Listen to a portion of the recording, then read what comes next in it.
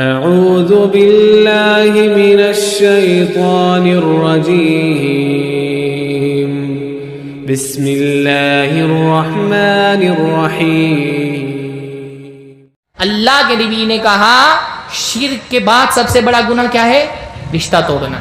ہم اس کو گناہ ہی نہیں سمجھتے، ہم تو بلکہ تلے بیٹھے ہوتے ہیں کہاں موقع ملے اور رشتہ توڑ۔ آپ کو سماج میں ایسے لوگ بھی مل جائیں گے نا، بولیں گے میرا سگا بھائی ہے 10 سال ہو گیا اس کی دہلیز پہ قدم نہیں رکھا، فخر سے بولیں گے۔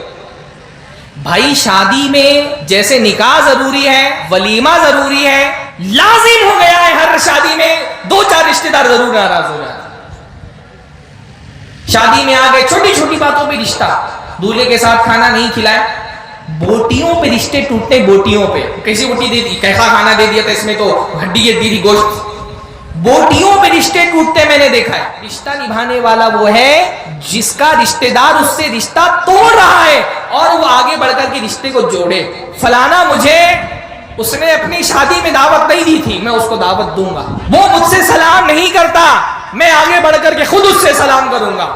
وہ میرے گھر پر نہیں آتا، میں اس کے گھر پہ جاؤں گا۔ رشتہ نبھانا اصل میں اس کو بولتے ہیں۔ ہر محلے میں 2-4 خواتین ایسی ہوتی ہیں نا جن کا کام بالکل گوگل کی طرح ہوتا ہے، گوگل، ہاں، ہر گھر میں جا کر کے ڈاٹا کلیکٹ کریں گے اور آپ صرف ان کے سامنے ذکر کریں، پورا آپ کے سامنے کھول کے رکھ دیں گے۔ ایسے لوگوں سے بچنا بہت ضروری ہے۔ السلام علیکم ورحمۃ اللہ وبرکاتہ۔ الحمد للہ رب العالمین والصلاة والسلام علی نبینا محمد وعلی آلہ وصحبہ اجمعین ومن تبعہم بإحسان الی یوم الدین۔ اعوذ باللہ السمیع العلیم من الشیطان الرجیم من ہمزہ ونفخہ ونفثہ۔ بسم اللہ الرحمن الرحیم۔ یا ایھا الناس اتقوا ربکم الذی خلقکم من نفس واحدہ وخلق منها زوجها وبث منهما رجالا كثيرا ونساء واتقوا الله الذي تساءلون به والارحام ان الله كان عليكم رقيبا۔ سب سے پہلے ہر طرح کی حمد اور ثنا، تعریف و توصیف، عظمت اور بزرگی، کبریائی اور بڑائی اللہ رب العزت کے لیے لائق اور زیبا ہے، جس نے ہم کو پیدا کیا، اس زمین پر ہم کو بسایا، اور ہم انسانوں کے ساتھ اللہ تعالیٰ نے دنیا میں بہت سارے جانداروں کو اس زمین پر بسایا۔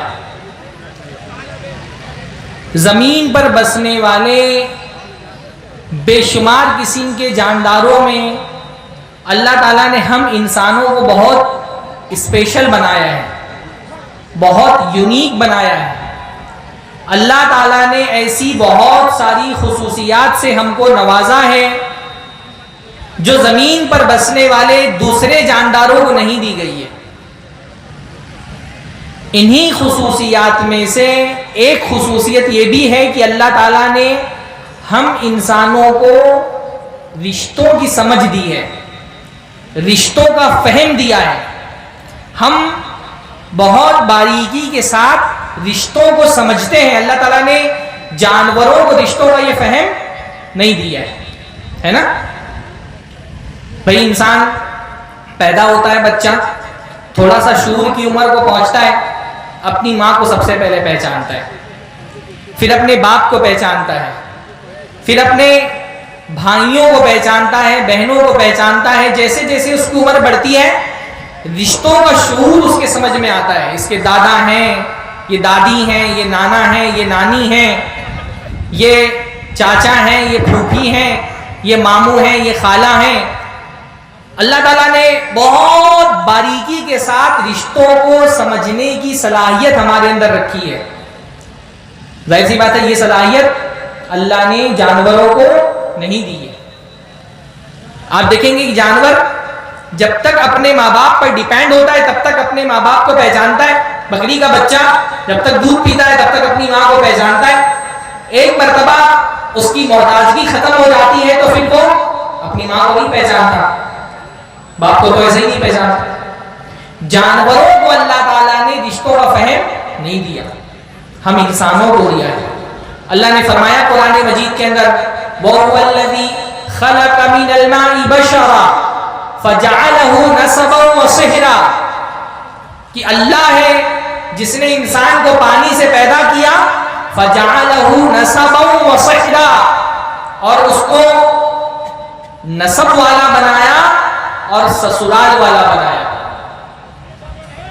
یہ دو نعمتیں ہیں جن کا ذکر اللہ تعالیٰ نے کیا، کہ انسان کو اللہ تعالیٰ نے نسب کا فہم دیا ہے، وہ اپنی نسل کو پہچانتا ہے، کون اس کا باپ ہے، کون اس کی ماں ہے، اپنے رشتوں کو سمجھتا ہے۔ اور دوسرا رشتہ کون سا ہوتا ہے؟ وصہرا، اور اللہ تعالیٰ نے سسرال والا بنایا، تو سسرال بھی اللہ تعالیٰ کی نعمتوں میں سے نعمت ہے الحمدللہ۔ کیونکہ رشتوں کا یہ فہم اللہ تعالیٰ نے صرف انسانوں کو دیا ہے، تو ان رشتوں کو جوڑ کر کے رکھنے کی شریعت میں بہت زیادہ تاکید آئی ہے۔ یعنی ہم وہ لوگ ہیں جن کو اللہ تعالیٰ نے یہ سمجھ، اچھا رشتے دو طرح کے ہوتے ہیں، ایک کون سا رشتہ ہوتا ہے؟ خونی رشتہ، جس کو نسب کا رشتہ کہا گیا، اور ایک رشتہ کون سا ہوتا ہے؟ سسرال کا رشتہ۔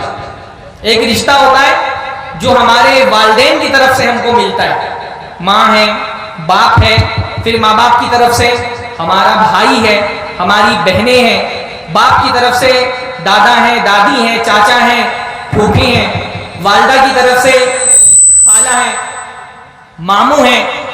یہ رشتے کون سے رشتے ہیں؟ خونی رشتے۔ دو چار لوگ جب تک تقریر میں سر ہلانے والے نہیں ملیں گے نا تو تقریر نکلتی نہیں اندر سے، تو بات سمجھ میں آئے تو تھوڑا سا سر ہلا دیا کیجیے، ہے نا، تاکہ میں سمجھوں کہ جو میں بول رہا ہوں وہ آپ تک کہ پہنچ بھی رہا کہ نہیں پہنچ رہا۔ تو ایک قسم کے رشتے وہ ہوتے ہیں جن کو کیا کہا جاتا ہے؟ خونی رشتے۔ عربی میں اس کے لیے لفظ استعمال ہوتا ہے رحیم، اور اسی سے ایک لفظ بنتا ہے صلہ رحیمی۔ صلہ رحیمی کا مطلب ہوتا ہے رشتوں کو جوڑنا۔ تو کون سے رشتوں کو جوڑنا؟ وہ رشتے جو ہمارے خونی رشتے، سسرال کے رشتے اس میں نہیں آتے۔ سسرال کے رشتوں کو سحری رشتہ کہا جاتا ہے۔ حدیثوں میں جب صلہ رحمی کی فضیلت بیان ہوتی ہے تو صلہ رحمی کا مطلب کیا ہوتا ہے؟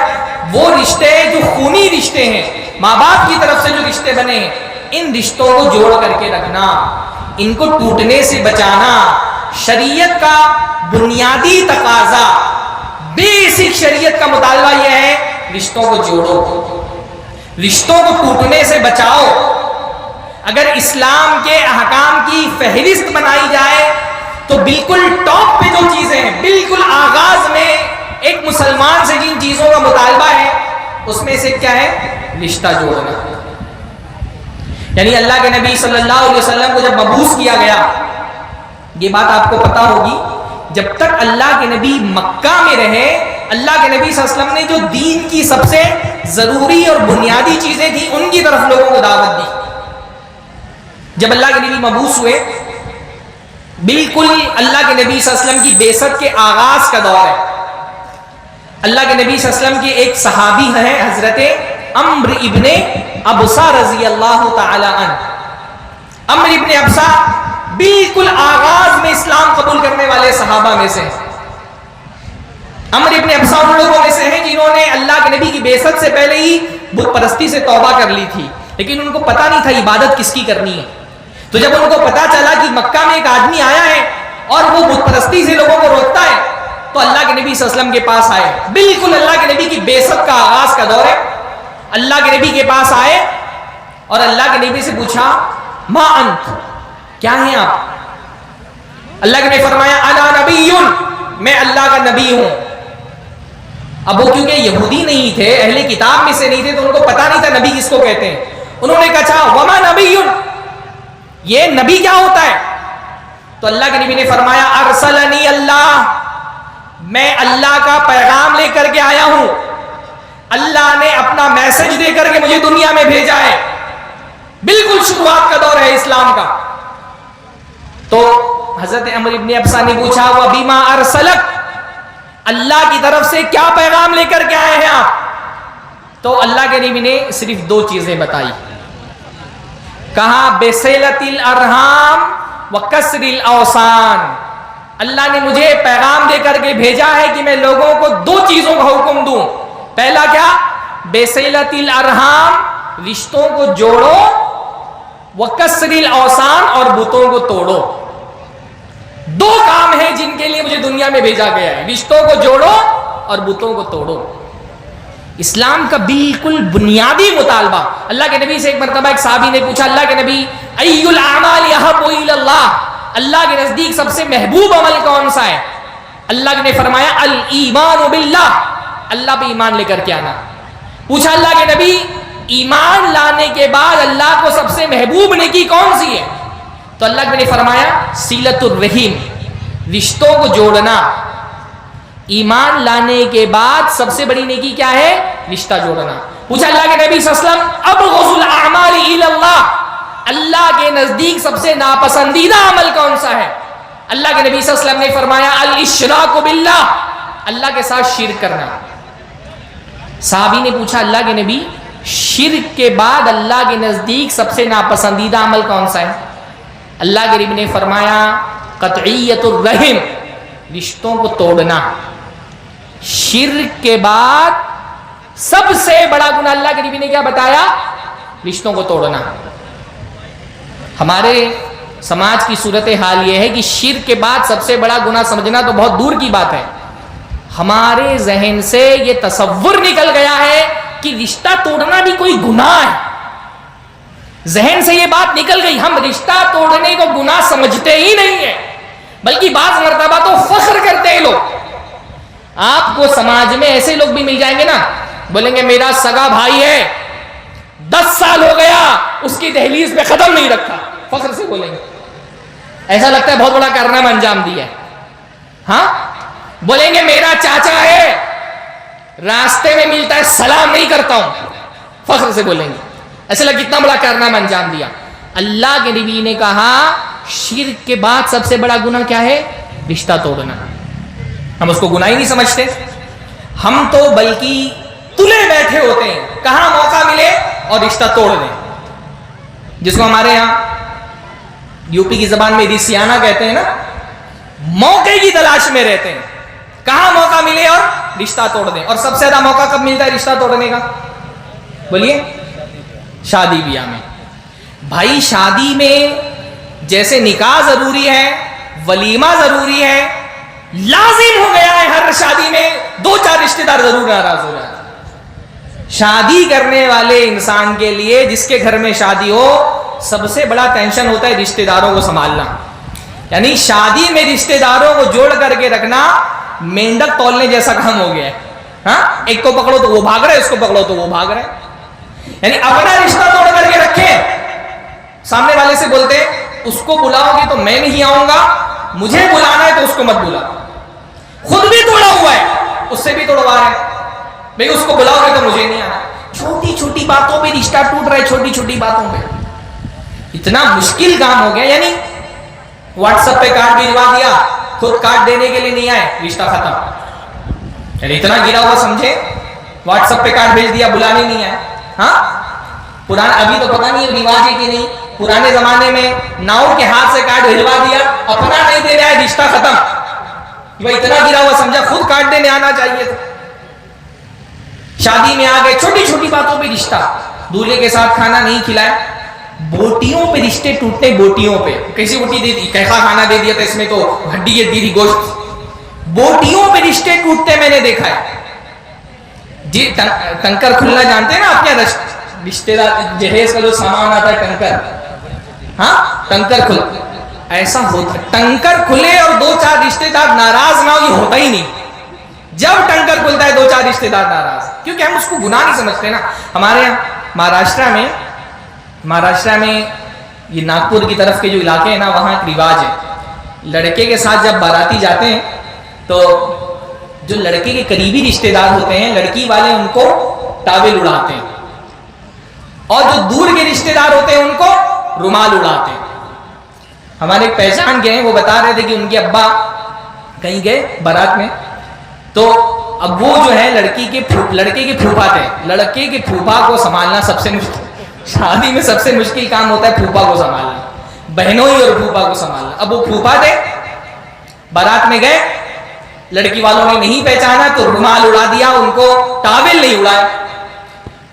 سال تک کے بات نہیں کی انہوں نے، تعلقات توڑ، اسی وقت ہم کو رومال والا سمجھا ہوا ہے، رشتہ توڑ کے 10 سال تک بات نہیں کی انہوں نے. یہ مزاج کیوں ہے؟ کیونکہ ہم کو رشتہ توڑنا ہم کو گناہ لگتا ہی نہیں. ہم بالکل تلے بیٹھے ہیں، جہاں رشتہ ٹوٹنے والا ہوتا ہے وہاں جوڑنے کے بجائے اور زیادہ توڑ دیتے ہیں. اللہ کے بندو، رشتہ جوڑنا اللہ کے نبی صلی اللہ علیہ وسلم کی سنت ہے. اللہ کے نبی کی شخصیت کے جو نمایاں صفات تھے اس میں سے ایک صفت کیا تھی؟ اللہ کے نبی رشتوں کے بارے میں بہت حساس تھے، رشتہ جوڑنے کا بہت خیال کرتے تھے. آپ اندازہ لگائیے، اللہ کے نبی صلی اللہ علیہ وسلم پر پہلی وحی آئی، گھبرائے ہوئے اللہ کے نبی صلی اللہ علیہ وسلم حضرت خدیجہ کے پاس آئے. حضرت خدیجہ سے کہا زمیلونی زمیلونی، مجھے چادر اڑاؤ چادر اڑاؤ. اللہ کے نبی صلی اللہ علیہ وسلم ڈر گئے، اللہ کے نبی کو کہیں کچھ ہو نہ جائے، خوف کے مارے حضرت خدیجہ سے کہہ رہے ہیں مجھے چادر اڑاؤ. حضرت خدیجہ اللہ کے نبی کو تسلی دیتی ہیں، کہتی ہیں میرے شوہر نامدار، آپ بہت نیک انسان ہیں اور نیک لوگوں کو اللہ تعالیٰ رسوا نہیں کرتا، ضائع نہیں کرتا. تسلی دی اللہ کے نبی کو. حضرت خدیجہ اللہ کے نبی کی چہیتی بیوی ہیں. جب اللہ کے نبی کو تسلی دی کہ آپ بہت نیک ہیں تو اللہ کے نبی صلی اللہ علیہ وسلم کی چند نیکیاں گنائی، چند نیکیاں اللہ کے نبی صلی اللہ علیہ وسلم کی سامنے رکھی کہ آپ بہت نیک ہیں، آپ گھبرائیے نہیں، اللہ آپ کو رسوا نہیں کرے گا. چند نیکیاں اللہ کے نبی کو یاد دلائی. اللہ کے نبی کی یعنی حضرت خدیجہ نے جب اللہ کے نبی کی شخصیت کا تجزیہ کیا، آپ کی پرسنالٹی کو اینالائز کیا، تو اللہ کے نبی کی سب سے پہلی خوبی جو حضرت خدیجہ کی نظر میں آئی وہ کیا تھی؟ اِنَّكَ لَتَصِلُ الرَّحِمَ، کہ میرے شوہر آپ تو رشتہ جوڑنے والے ہیں. وَتَصْدُقُ الْحَدِيث، آپ سچی بات کرتے ہیں، آپ غریبوں کا سہارا بنتے ہیں، آپ بے سہارا لوگوں کے لیے کماتے. بہت ساری نیکیاں یاد دلائی، پر اللہ کے نبی کی سب سے پہلی کون سی نیکی یاد دلائی؟ اِنَّكَ لَتَصِلُ الرَّحِمَ، میرے شوہر آپ تو رشتوں کو جوڑنے والے ہیں، اللہ تعالیٰ آپ کو رسوا کَلَّا لَا يُخْزِيكَ اللَّهُ أَبَدًا، اللہ تعالیٰ آپ کو رسوا نہیں کرے گا. اللہ کے نبی رشتوں کے معاملے میں بہت حساس تھے.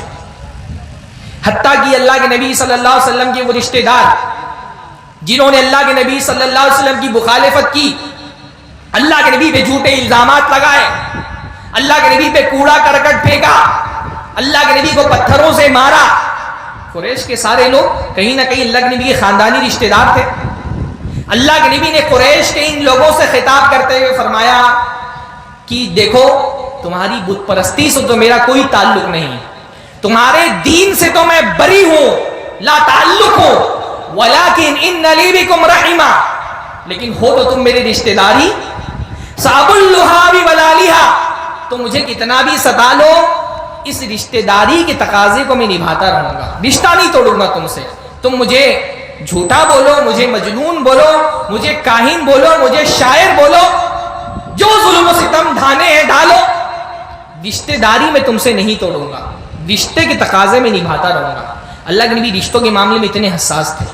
ہاں، ایک واقعہ میں آپ کو بتاتا ہوں. اللہ صحیح مسلم کی روایت ہے، اللہ کے نبی نے ایک مرتبہ اپنے صحابہ سے کہا ستفتحون مصر، میری وفات کے بعد عنقریب تم مصر فتح کرو گے.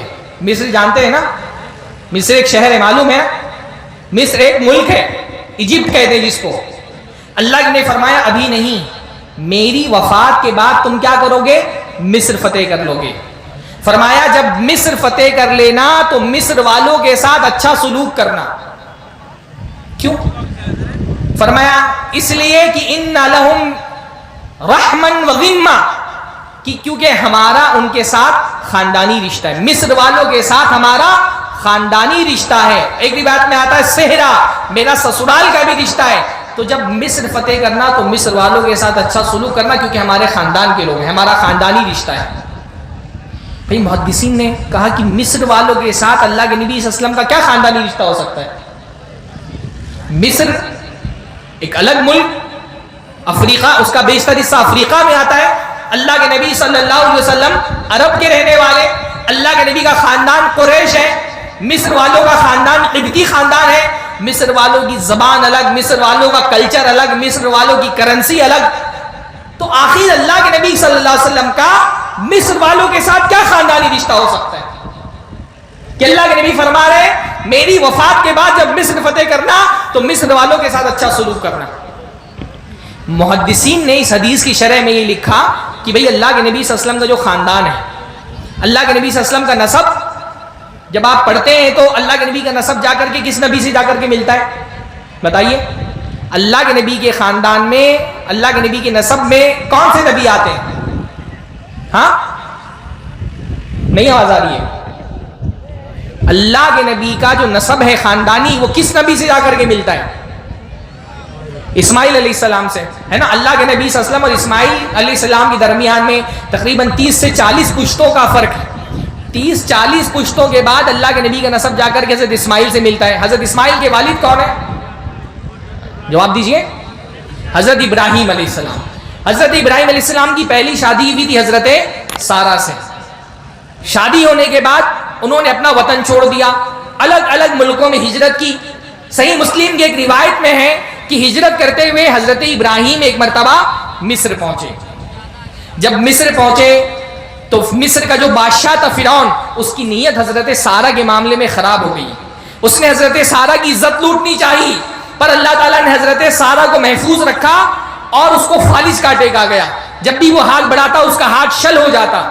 وہ سمجھ گیا کہ یہ کچھ ایسے لوگ ہیں جن کے پاس کچھ الہیدہ طاقت ہے, کوئی قوت ہے. تو وہ ڈر گیا فرعون, اور فرعون نے کیا کیا, اپنے خاندان کی ایک شہزادی حضرت سارہ کو دے دی خدمت میں کہ اس کو لے کر کے جاؤ اور میرا پیچھا چھوڑو. حضرت سارہ نے کیا کیا, اس شہزادی کی شادی اپنے شوہر حضرت ابراہیم سے کرا دی. کیا نام تھا حضرت ابراہیم کی دوسری بیوی کا؟ بولیے بھائی, کیا نام تھا حضرت ابراہیم کی دوسری بیوی کا؟ ہاجر. حضرت ہاجر. حضرت ہاجر سے شادی ہو گئی حضرت ابراہیم علیہ السلام کی. حضرت ابراہیم علیہ السلام کو حضرت ہاجر سے ایک بیٹا ہوا جس کا نام ہے اسماعیل. پھر حضرت ابراہیم علیہ السلام نے حضرت اسماعیل اور ہاجر کو لے جا کر کے مکہ میں بسا دیا. حضرت اسماعیل کی نسل وہاں چلی اور اسی حضرت اسماعیل کی نسل میں اللہ کے نبی محمد رسول اللہ صلی اللہ علیہ وسلم پیدا ہوئے. تو اللہ کے نبی صلی اللہ علیہ وسلم کا نسب حضرت اسماعیل سے جا کر کے ملتا ہے, اور حضرت اسماعیل کی والدہ حضرت ہاجر وہ کہاں کی تھیں؟ مصر کی تھیں. اتنا لمبا, یعنی تقریباً 40-50 پشتوں کا لمبا رشتہ, پر اللہ کے نبی اس رشتے کو بھولے نہیں. اللہ کے نبی نے کہا ابھی نہیں, میری وفات کے بعد مصر فتح کرنا تو مصر والوں کے ساتھ اچھا سلوک کرنا, کیونکہ ہماری دادی حضرت ہاجر جو ہے وہ مصر کی تھی. یہاں صورتحال یہ ہے کہ ہمارے بچوں کو اپنے 5 پشتوں کے نام نہیں پتا ہوتے. میں کئی مرتبہ مکتب میں جا کر کے بچوں سے پوچھتا ہوں, بچے 5 پشتوں کا نام اپنے نہیں بتا سکتے. اللہ کے نبی صلی اللہ علیہ وسلم نے نہ صرف یہ کہ یاد رکھا اس رشتے کو, بلکہ صحابہ سے کہنے ان کے ساتھ اچھا سلوک کرنا وہ ہمارے رشتے کے ہیں. اور ایک روایت میں آتا ہے کہ میرا سسرال کا بھی رشتہ ہے, کیونکہ اللہ کے نبی صلی اللہ علیہ وسلم کی جو ام الولد تھی ماریا قبطیہ, وہ بھی مصر کی تھی, قبطی تھی. تو اللہ کے نبی رشتوں کا بہت خیال رکھتے تھے. اللہ کے نبی صلی اللہ علیہ وسلم نے رشتوں کا خیال رکھنے کی بہت تاکید کی ہے. اللہ کے نبی صلی اللہ علیہ وسلم نے اپنی امت کے لوگوں سے کہا 4 کام کرو, افشوا السلام, اطعموا الطعام, صلوا الارحام وصلوا باللیل والناس نیام. 4 کام کرو, سلام پھیلاؤ, کھانا کھلاؤ, رشتوں کو جوڑو, اور جب رات میں لوگ سو رہے ہوں تو نماز پڑھو. 4 کام کر لو, سلامتی کے ساتھ جنت میں چلے جاؤ. رشتہ جوڑو. اللہ کے نبی صلی اللہ علیہ وسلم نے فرمایا جس کو یہ بات پسند ہو کہ اللہ رب العالمین اس کے رزق میں کشادگی کر دے اور اس کی موت تاخیر سے آئے, وہ رشتوں کو جوڑے. اللہ کے نبی نے فرمایا لا يدخل الجنت قاطع, رشتہ توڑنے والا جنت میں نہیں جائے گا. اللہ کے نبی صلی اللہ علیہ وسلم نے فرمایا کہ ہر بندے کا جو ہفتہ بھر میں وہ عمل کرتا ہے اس کا عمل جمعرات کے دن اور جمعہ کی رات میں اللہ کے حضور میں پیش ہوتا ہے. پورے ہفتے آپ جو نیکیاں کرتے ہیں آپ کی نیکیوں کی فائل بنتی ہے, اور یہ فائل اللہ کے یہاں کب پیش ہوتی ہے؟ جمعرات کے دن میں اور جمعہ کی رات, جمعرات کے دن اور جمعہ کی رات میں. اللہ کے نبی نے فرمایا فلا يقبل عمل قاطع, تو رشتہ توڑنے والے کا عمل اللہ تعالیٰ کے یہاں قبول ہی نہیں ہوتا. آدمی نماز پڑھ رہا ہے, اس نے روزے رکھے, تلاوت کرتا ہے, صدقات و خیرات کر رہا ہے, بہت ساری نیکیاں کر رہا ہے، اللہ کے یہاں اس کی نیکیاں ریجیکٹ کر دی جاتی ہے. کیوں؟ کیونکہ اس نے کبھی باپ سے بات چیت بند کر کے رکھی ہے، ماں سے تعلقات خراب ہے، چاچا کے گھر پہ نہیں جاتا، بھائی سے رشتہ توڑ کر کے رکھا ہے، بہن سے بات چیت بند ہے. ہر انسان کی زندگی میں کوئی نہ کوئی ایک رشتہ دار ہوتا ہے جس سے اس نے تعلق توڑ کے رکھا ہو. اللہ کے نبی فرما رہے ہیں ایسے آدمی کی نیکیاں اللہ کی بارگاہ میں قبول نہیں ہوتی. اللہ ہم سب کو اس گناہ سے بچنے کی توفیق نصیب فرمائے. ہاں، رشتہ جوڑنا بہت بڑی نیکی. اچھا، رشتہ جوڑنے کا مطلب کیا ہوتا ہے؟ ہمارے یہاں رشتہ جوڑنے کا مطلب یہ سمجھا جاتا ہے کہ بھائی فلاں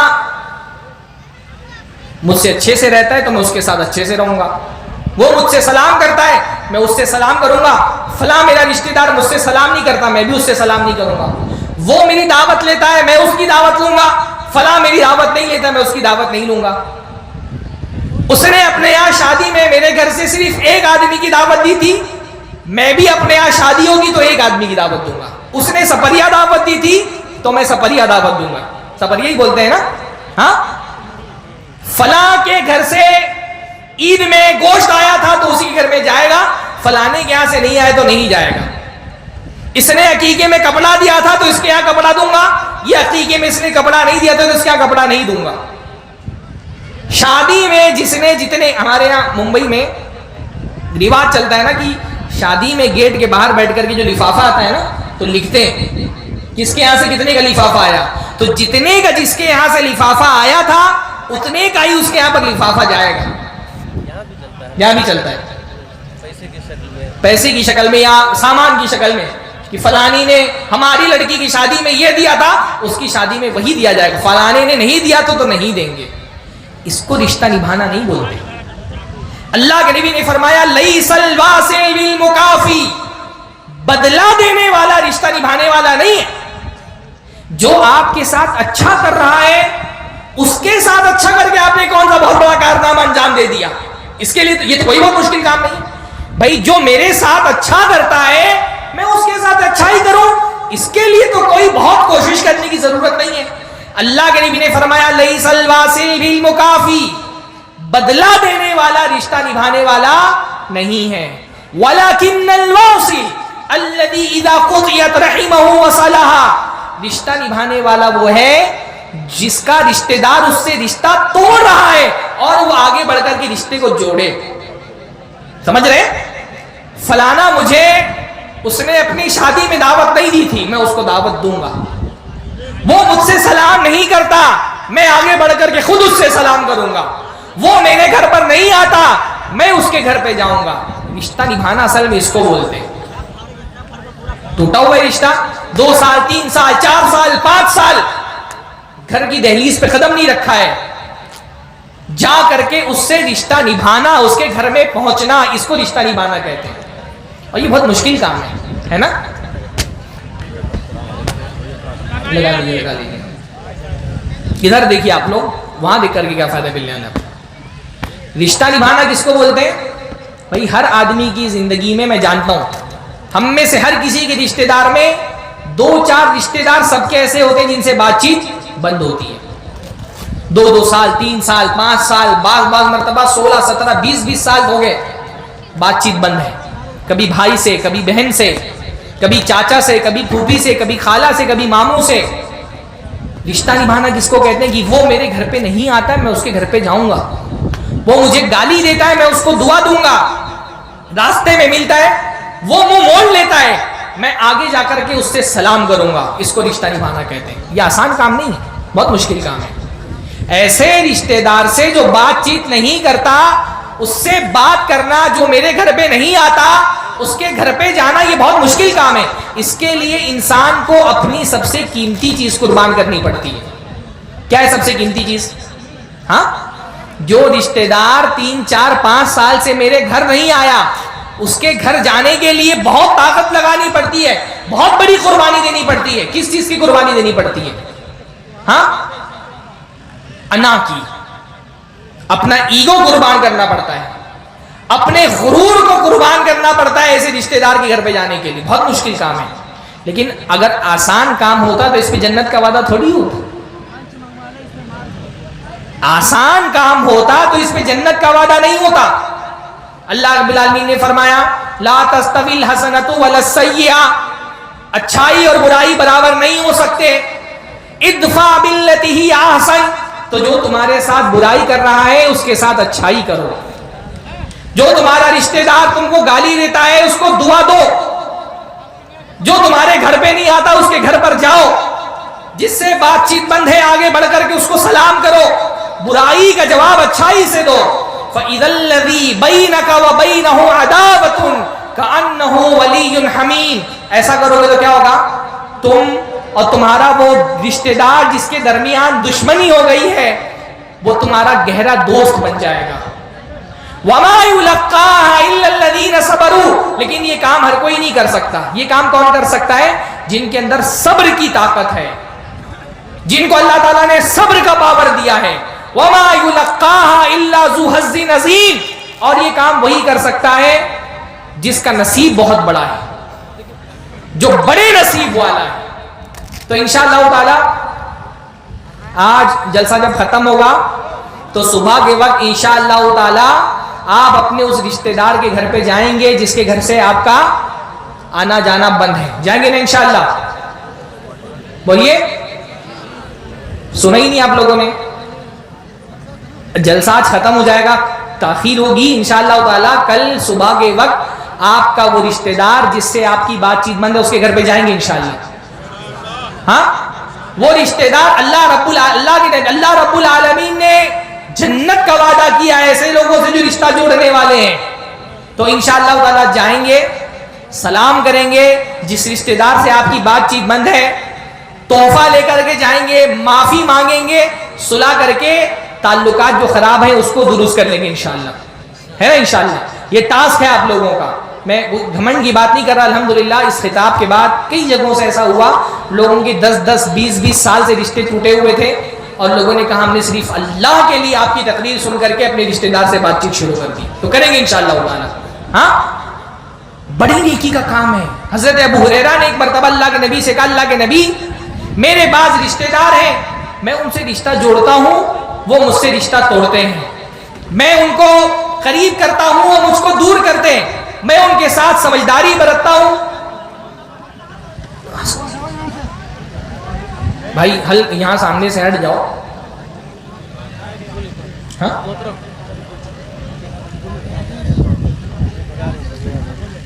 میں ان سے جوڑتا ہوں وہ مجھ سے توڑتے ہیں. تو کہ اللہ کے نبی صلی اللہ علیہ وسلم میں کب تک ایسے رشتہ داروں کے ساتھ اس نے سلوک کروں؟ اللہ کے نبی نے فرمایا یہ تو ایسے ہی گویا کہ تم ان کے چہرے پر مٹی ڈال رہے ہو. اور جب تک تم ایسے رشتہ داروں کے ساتھ اچھا سلوک کرتے ہو اللہ تعالیٰ کی طرف سے ایک فرشتہ تمہارے لیے متعین ہو جاتا ہے جو تمہاری مدد کرتا رہتا ہے. تو رشتوں کو جوڑیے. آخری بات میں بولوں گا، وقت میرا ختم ہو گیا ہے. ایسی چیزوں سے بچیے جن سے رشتے ٹوٹتے ہیں. وہ چیزیں ان سے بچنے کی کوشش کریے جن سے رشتے ٹوٹتے ہیں. اور رشتہ توڑنے والی سب سے خطرناک چیز کیا ہے؟ حسد.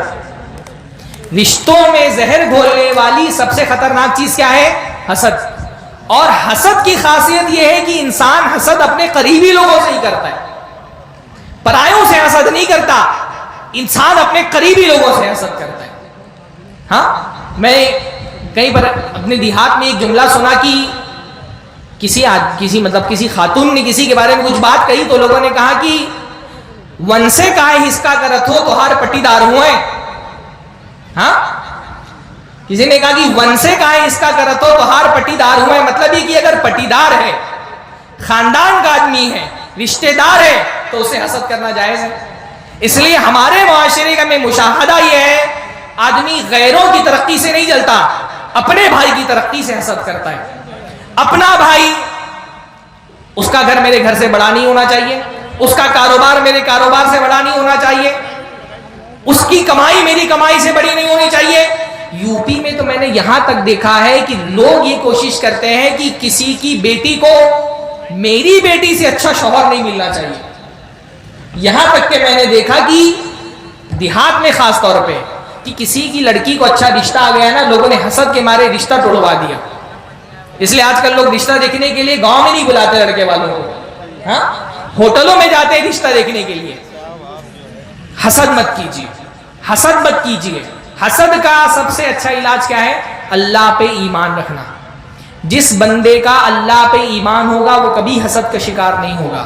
اللہ کے نبی صلی اللہ علیہ وسلم حسد کا سب سے اچھا علاج کیا ہے کہ اللہ پر ایمان رکھیے.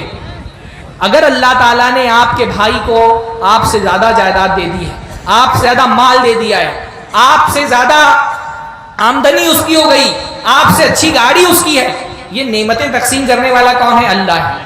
جو اللہ کی ذات پر ایمان رکھے گا وہ کبھی حسد کا شکار نہیں ہوگا. آخری بات میں بولتا ہوں, رشتوں کو توڑنے والی دوسری سب سے بڑی چیز ہوتی ہے بدزبانی. بعض مرتبہ انسان اپنے زبان کے زخم سے رشتوں کو توڑ دیتا ہے, زبان کے وار سے رشتوں کو توڑ دیتا ہے. بہت سارے لوگ ایسے ہوتے ہیں جو اپنی زبان کے ذریعے سے رشتہ داروں کا دل چھلنی کر دیتے ہیں, اپنی گفتگو سے رشتے توڑ دیتے ہیں. اس لیے رشتوں کے معاملے میں زبان سنبھال کر کے استعمال کرنا چاہیے. بہت سارے لوگ معاشرے میں ایسے ہوتے ہیں بد زبان ہوتے ہیں, ہر کسی کے ساتھ بد زبانی کرتے ہیں, اور ان کو بد زبانی سے روکا جائے تو بولتے ہیں میں بہت صاف گو ہوں, میں حق بات بول دیتا ہوں, اس لیے لوگ مجھ سے غصہ ہو جاتے ہیں. حالانکہ وہ حق بات نہیں بولتے, وہ بد زبان ہوتے ہیں. بھائی صحیح بات بولنے کا صحیح طریقہ ہونا چاہیے جس سے لوگوں کا دل نہیں ٹوٹے. تو زبان کا استعمال بہت احتیاط کے ساتھ کریے. اسی طرح سے رشتے خراب کرنے میں ایک تیسری بہت بڑی وجہ ہوتی ہے, معاشرے میں کچھ لوگ ایسے ہوتے ہیں جن کو رشتہ داروں کو لڑانے میں بہت مزہ آتا ہے. کچھ لوگ ایسے, جیسے پرانے زمانے میں کچھ لوگوں کا شوق ہوتا تھا نا کہ مرغے لڑاتے تھے, بکرے لڑاتے تھے.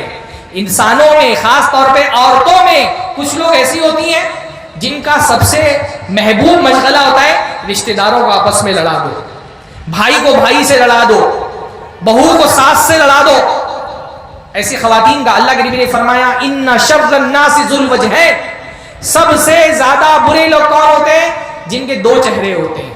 یاتی ہؤلاء بوجہہ و یاتی ہؤلاء بوجہہ, ایک چہرہ لے کر کے فلاں کے پاس جاتا ہے, ایک چہرہ لے کے فلاں کے پاس جاتا ہے. معاشرے میں خاص طور پہ خواتین میں ایسی خواتین ہوتی ہیں جن کا سب سے محبوب مشغلہ ہوتا ہے ان کے پاس جا کے ان کی برائی کریں گی, ان کے پاس جا کر کے ان کی برائی کریں گے, اور آپس میں دونوں کو لڑا دیں گے. ہر محلے میں دو چار خواتین ایسی ہوتی ہیں جن کا کام بالکل گوگل کی طرح ہوتا ہے. گوگل, ہاں, ہر گھر میں جا کر کے ڈاٹا کلیکٹ کریں گے اور آپ صرف ان کے سامنے ذکر کریں پورا آپ کے سامنے کھول کے رکھ دیں گی. ایسے لوگوں سے بچنا بہت ضروری ہے. رشتوں کو ایسے لوگوں سے بچائیے جن کا محبوب مشغلہ لوگوں کو لڑانا ہوتا ہے.